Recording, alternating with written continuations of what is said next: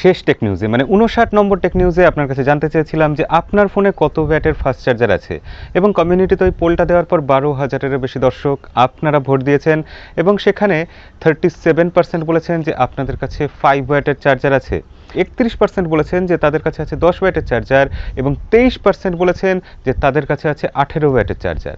মাত্র 10% বলেছেন তাদের কাছে 27 ওয়াট বা তার থেকেও বেশি ওয়াটের চার্জার আছে। যদিও 22.5 বা 40 ওয়াটের বিভিন্ন রকম ওয়াটেজের চার্জার আপনাদের কাছে আছে এবং সেটা আপনারা অনেকেই কমেন্টে লিখে জানিয়েছেন। তবে ছবিটা এটুকু বোঝা যাচ্ছে যে আমাদের কাছে বেশিরভাগের কাছে এখনও ফাস্ট চার্জার সেভাবে এসে পৌঁছয়নি। যাই হোক, আজকের টেক নিউজ শুরু করি এবং আজকের টেক নিউজে দারুণ কিছু এক্সাইটিং খবর আছে। প্রথমেই বলবো নোকিয়ার খবর। নোকিয়ার একটা অদ্ভুত অন্যরকম ফোন সামনে এসেছে, নোকিয়া 5GS ফোনটার নাম। 5G ফোন, কিন্তু শোনা যাচ্ছে যে সেটা নাকি দাম একটু কম হবে, মিড বাজেটে হবে, সস্তা হবে। তবে নোকিয়ার সস্তা বা মিড বাজেট মানে সেটা যথেষ্ট দামি, এটা আমরা জানি। তবে এই ফোনটাতে বেশ কিছু অভিনবত্ব চোখে পড়ছে। আমরা নোকিয়ার পুরোনো আমলের কিছু ফোন দেখেছিলাম, আঁকা বাঁকা বিভিন্ন রকম ডিজাইন আসতো, নানা রকম শেপে আসতো। এই ফোনটাও সেগুলোকে মনে করিয়ে দিচ্ছে। তবে ফুল ভিউ ডিসপ্লে পাচ্ছি আমরা, এক সাইডে আমরা কোথাও গিয়ে পাঞ্চহোল ছাড়া, নচ ছাড়া একটা সেলফি ক্যামেরা পাচ্ছি এবং ডিসপ্লেতেও অভিনব কিছু পাচ্ছি। নোকিয়া এক্সপেরিমেন্ট করেছে, আমি বলবো এটা অবশ্যই ভালো এবং এই ফোনটা আসলে বেশ ভালোই লাগছে আমার দেখে। আপনার কেমন লাগছে অবশ্যই কমেন্টে লিখে জানাবেন। নোকিয়া 9 PureView ফোনটা মনে আছে নিশ্চয়ই আপনাদের। 5টা ক্যামেরা ছিল প্রথমবার কোনো ফোনে। পেন্টা ক্যামেরা সেটআপটা এমনভাবে করা ছিল যে দেখে একটু অন্যরকম লাগছিল, চারদিকে সেটা নিয়েই বেশ একটা হইচই তৈরি হয়েছিল। কিন্তু যখন রেটিং আসলো, যখন রিভিউয়াররা রিভিউ করলো, তখন রেটিং দেওয়ার ক্ষেত্রে তার ক্যামেরাকে কেউ কিন্তু খুব অভিনব কিছু বললো না। যদিও সেই ফোনটার দাম অনেক বেশি ছিল, কিন্তু সেই তুলনায় ক্যামেরাটা নিয়ে ততটাও আলোচনা হয়নি। আর নোকিয়ার এই ফোনের ক্যামেরা সেটআপটা তৈরি করেছিল লাইট নামে একটা কোম্পানি। মানে একসাথে ওই 5টা ক্যামেরা দিয়ে ফটো তোলা যাবে এরকম একটা টেকনোলজি, একটা সেটআপ তৈরি করতে চেয়েছিল তারা। এবং লাইট এই কোম্পানিটা এর আগে বেশ ভালো কাজ করেছিল। তারা একটা ফোন নিয়ে এসেছিল নিজেরাই, যেখানে 16টা ক্যামেরা ছিল ব্যাক সাইডে। এবং আমরা সাধারণত দেখি স্মার্টফোনের ক্যামেরাতে এক একটা ক্যামেরা এক একটা কাজে লাগে, কোনোটা প্রাইমারি সেন্সার হয়, কোনোটা ওয়াইড অ্যাঙ্গেল, কোনোটা ম্যাক্রো। কিন্তু লাইট ওই 16টা ক্যামেরাকে দিয়েই একসাথে একটা ফটো ক্লিক করে একটা অন্যরকম ভালো ছবি তুলবে বলে দাবি করেছিল। যদিও তাতে অনেক রকম সমস্যা দেখা দিচ্ছিল, ইমেজ প্রসেসিংয়ে অনেক সময় লাগছিল, ছবির সাইজ বড় হয়ে যাচ্ছিল এবং আলটিমেটলি ছবি তোলার এক্সপিরিয়েন্সটা খুব একটা ভালো হয়নি এবং ছবিতেও খুব বেশি কিছু উন্নতি হয়নি। সেই লাইট শেষ অবধি বন্ধ হয়ে গেল। লাইট কোম্পানিটা বন্ধ হয়ে যাওয়াতে নোকিয়া 9 PureViewর যে পরবর্তী এডিশন আসছে 9.3 যে ফোনটার নাম, সেই ফোনটাতে এবার নোকিয়া কী করবে এটা একটা বড় প্রশ্নচিহ্ন কিন্তু। কারণ নোকিয়া লাইটের থেকে এই ক্যামেরা টেকনোলজিটা নিয়েই তাদের ফোনে ইমপ্লিমেন্ট করেছিল এবং সেটাই ছিল 9.3-র সবথেকে বড় হাইলাইট পয়েন্ট।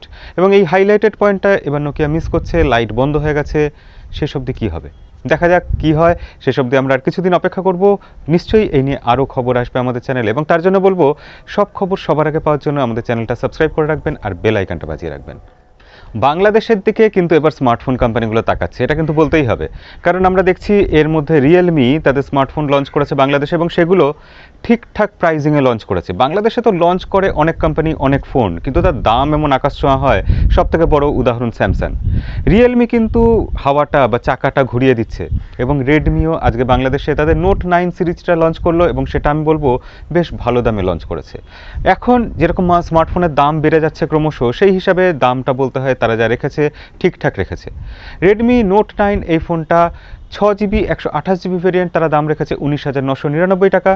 আর যেটা নোট 9 প্রো তার দাম তারা রেখেছে 27,000 বা 26,999 টাকা। এবং নোট 9S এই ফোনটা তারা দাম রেখেছে 22,999 টাকা। এগুলো যদিও 4GB 64GB ভেরিয়েন্ট। তবে বাংলাদেশে সব স্মার্টফোন কোম্পানিগুলো যদি এরকম কম্পিটিটিভ দামে এরকম ফোন নিয়ে আসে, এবং আমার মতে এখন এই দাম থাকছে মানে ভবিষ্যতে যদি ফোনের বিক্রি ভালো হয় অফিসিয়াল ফোনের, তাহলে কিন্তু এই দামগুলো আরও কমে যাবে এবং কোম্পানিগুলো আরও ভালো ইন্টারেস্টিং অ্যাট্রাকটিভ প্রাইসিংয়ে তাদের অফিসিয়াল ফোন লঞ্চ করবে। সেক্ষেত্রে আনঅফিসিয়াল ফোনের মার্কেট কিন্তু পরবর্তীকালে খুব একটা সুবিধা করতে পারবে বলে আমার মনে হয় না। আপনার কি মনে হয় অবশ্যই এটাও কমেন্টে লিখে জানাবেন। আজকের বোধহয় সবথেকে বড় খবর এটা হতে পারতো যে হুয়াওয়ে আর স্যামসাং হাত মেলাচ্ছে। হ্যাঁ, এটা একটা অদ্ভুত এবং খুব ভালো খবর, কারণ হুয়াওয়ের ওপর আমেরিকার ব্যান হওয়ার পর হুয়াওয়ের চিপ তৈরি করা পর্যন্ত সেই ব্যাপারটার ওপর একটা বড়সড় প্রশ্নচিহ্ন এসে গেছে। টিএসএমসি তার মতো কোম্পানি, অত বড় একটা কোম্পানি, তারাও হুয়াওয়ের জন্য আর চিপ বানিয়ে দিতে পারবে না আমেরিকার নিষেধাজ্ঞার পর। এবং হুয়াওয়ে তারা 5Gর ক্ষেত্রে একটা লিডিং ব্র্যান্ড, লিডিং নাম। তারা শুধু ফোন ম্যানুফ্যাকচার করে না, তার থেকেও বড় ব্যবসা 5Gর ইকুইপমেন্ট তৈরি, তার সেটআপ তৈরি, এইসব। সেক্ষেত্রে তারা চিপ না পেলে, 5G চিপ না পেলে তাদের কিন্তু একটা বড়সড় সমস্যা হতো, তাদের ব্যবসা একটা প্রশ্নের মুখে পড়ে যেত। সেখানে স্যামসাংয়ের থেকে তারা হেল্প নিচ্ছে, স্যামসাং তাদেরকে 5G চিপ বানিয়ে দেবে এবং স্যামসাংয়ের ওপর সম্ভবত আমেরিকার এই নিষেধাজ্ঞাটা কার্যকরী থাকবে না। সেক্ষেত্রে হুয়াওয়ে আর স্যামসাং হাত মেলালে সেটা কিন্তু ভালোই হবে এবং তার ফলে ভবিষ্যতে অনেক ব্যাপারে অনেক কিছুতেই আমরা কিন্তু বিশাল বড় পরিবর্তন দেখতে পারি। স্মার্টফোন মার্কেটের যে ভর কেন্দ্রটা আছে আমেরিকা কেন্দ্রিক, সেটা কিন্তু ক্রমশ সরে আসতে পারে, যেটা অলরেডি অনেকটাই সরে এসেছে চায়নার দিকে। দেখা যাক কী হয়। এবং স্যামসাং তাদের জন্য যে 5G চিপ বানিয়ে দেবে, তার ফলে এটা নিয়ে অনেক দিন ধরেই কথা চলছিল, আপনাদেরও হয়তো কখনো কোনো টেক নিউজে এটা হিন্ট দিয়েছিলাম এবং সেটা শেষ অবধি সফল হতে চলেছে। হুয়াওয়ে হয়তো তাদের স্মার্টফোন ম্যানুফ্যাকচারিংয়ের যে মার্কেট শেয়ারটা আছে সেটা কিছুটা স্যামসাংকে ছেড়ে দেবে, তার বদলে 5G টেকনোলজিটা তারা স্যামসাংয়ের থেকে নেবে। এটা একটা ভালো পদক্ষেপ দুটো কোম্পানির জন্যই এবং এর ফলে লাভবান হব আমরা। আজকের টেক নিউজে শাওমিকে নিয়ে কিন্তু প্রচুর খবর আছে এবং শাওমিকে নিয়ে যা ইন্টারেস্টিং খবর আছে সেটা শুনলে চমকে উঠবেন আসলে। প্রথমে তার আগে দু একটা খবর বলে নিই ছোটোখাটো। প্রথমত শাওমি একটা ফোল্ডিং ফোনের ওপর কাজ করছে, ফোল্ডেবল ফোন হবে। সেই ফোনটা অনেকটা স্যামসাং গ্যালাক্সি ফোল্ডের মতো দেখতে এবং তাতে যে সফটওয়্যার আছে বা ইউজার ইন্টারফেস আছে সেখানে অনেক কিছু কাস্টমাইজ করা যাবে, এইসব ব্যাপার স্যাপার আছে। তারা সেটা ট্রেডমার্ক ফাইল করে দিয়েছে এবং MIUI 12-এর ওপর সেটা আসবে। শাওমি ফোল্ডিং ফোন নিয়ে আসছে এবং আগামী দিনে ফোল্ডিং ফোন আসবে 2021 সালে। সব কোম্পানি কম দামে ফোল্ডিং ফোন নিয়ে আসবে, এটা আপনাদের বারবার বলছি। আপনারা তাই এটা একটু বুঝে সুঝে এখন স্মার্টফোন কিনলে সেটা খেয়াল রেখে কিনবেন। শাওমির দুটো বেশ রহস্যজনক খবর আছে। প্রথম খবরটা বলি। প্রথম খবরটা হচ্ছে যে শাওমির একটা ফোন FCC সার্টিফিকেশন সাইটে লিস্টেড হয়ে গেছে। তবে এটা অভিনব বা নতুন কিছু নেই, কত ফোনই তো FCC সার্টিফিকেশন সাইটে লিস্টেড হয়ে যায়। কিন্তু শাওমির এই ফোনটাতে আমরা দেখছি ব্যাক সাইডে দুটো ক্যামেরা আছে, ফিঙ্গারপ্রিন্ট সেন্সার নেই, 5000 mAh ব্যাটারি আছে এবং 10 ওয়াটের চার্জার আছে। MIUI 12-এর ওপর এই ফোনটা রান করছে এবং সব মিলিয়ে দেখে মনে হচ্ছে এটা শাওমি রেডমি 9A ফোন হতে পারে। 9A ফোনের সাথে এই ফোনটার সব কিছুই যেন হুবহু মিলে যাচ্ছে, কিন্তু এখানেই গল্পের টুইস্ট, এখানেই গল্পের প্যাচটা এটাই যে এই ফোনের যে ব্যাটারিটা আছে সেটা পোকো ব্র্যান্ডিংয়ের আন্ডারে লিস্টেড হয়ে গেছে। তাহলে কি এটা পোকো M2 বা পোকো F2 লাইট এরকম কোনো নামে ফোন আসবে? Poco M2 pro, Poco F2 pro এইসব ফোন আসছে আমরা জানি, দীর্ঘদিন ধরে খবর শুনছি। এবার শাওমির এমন একটা ফোন আসছে যে ফোনটা পোকো ব্র্যান্ডিংয়ের আন্ডারে আসবে, তার নাম কি হবে আমরা সেটা নিয়ে খুব কনফিউজড। এবার বলি সব থেকে অবাক করে দেওয়ার মতো খবর, মানে এরকম যদি সত্যিই হয় তাহলে চারদিকে হৈ হৈ পড়ে যাবে, যুক্তিতে এর কোনো ব্যাখ্যা পাওয়া যাবে না। এমনই একটা খবর, শাওমি আর রিয়েলমি মানে রেডমি আর রিয়েলমি এরা যদি হাত মেলায়, দুটো শত্রু যদি হাত মেলায় এবং একসাথে একটা স্মার্টফোন নিয়ে আসে, এটা কি সম্ভব কখনো? কিন্তু এরকমই দেখা যাচ্ছে এবং এরকমই সম্ভবত হতে চলেছে। গিকবেঞ্চে একটা ফোন লিস্টেড হয়েছে যে ফোনটার নাম শাওমি রিয়েলমি 3 প্রো। এটা কি করে হয়? একে 3 প্রো, তারপর রিয়েলমি, তার উপর আবার রেডমি। আমি জানি না এটা কি করে হচ্ছে, কেন হচ্ছে এবং এটা কোনো ভুল খবর কিনা। এবং এটা যদি হয় সেটা কিন্তু একটা বিশাল বড় চেঞ্জ হবে এবং মার্কেটের জন্য এটা একটা বড় অভিনব কিছু হবে। কারণ এখন স্মার্টফোন মার্কেটে স্মার্টফোনের বিক্রি কমে যাচ্ছে, চারদিকে লোকের হাতে পয়সা নেই, মানুষ বাঁচবে কি করে সেটা ঠিক নেই। সেই সময় নিজেদের টিকে থাকার জন্য, নিজেদের বাঁচার জন্য এরকম হতেও পারে যে কোম্পানিগুলো সবাই একসাথে হয়ে যাচ্ছে, মিলে যাচ্ছে। এবং আরও একটা খবর, আসলে আরও একটা সন্দেহ মনের মধ্যে কোথাও এসে যায় যে আমরা যে এত শাওমি আর রিয়েলমির মধ্যে, রেডমি রিয়েলমির মারামারি দেখি, ঝগড়াঝাঁটি দেখি, কম্পিটিশন দেখি, পুরোটাই কোথাও সাজানো নয় তো? পুরোটাই গটা, পুরোটাই আমাদেরকে এক্সাইটেড করে রাখার জন্য, হাইপ তৈরি করে রাখার জন্য এরা নিজেরা এইসব করে।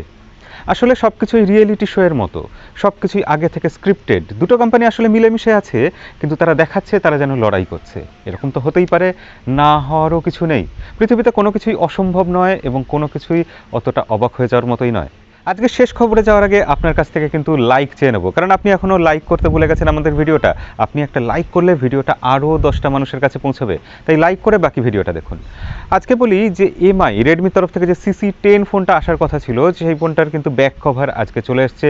মানে চাইনিজ একটা ওয়েবসাইটে এই ব্যাক কভারটা বিক্রি হবে বলে ডিসপ্লে করা হচ্ছে, লিস্টেড হয়ে গেছে এবং ব্যাক কভারটা দেখে আমরা বুঝতে পারছি এই ফোনটা কেমন হবে এবং মোটামুটি সব কিছু ক্লিয়ার হয়ে যাচ্ছে ক্রমশ।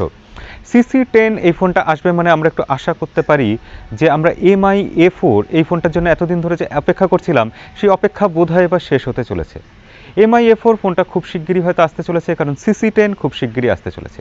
CC10 নিয়ে আপনাদের অনেক কথা বলেছিলাম, এবং CC10 Pro এই ফোনটাতে সম্ভবত এবার 108 মেগাপিক্সেল ক্যামেরা থাকবে এবং আরও অনেক কিছু থাকবে।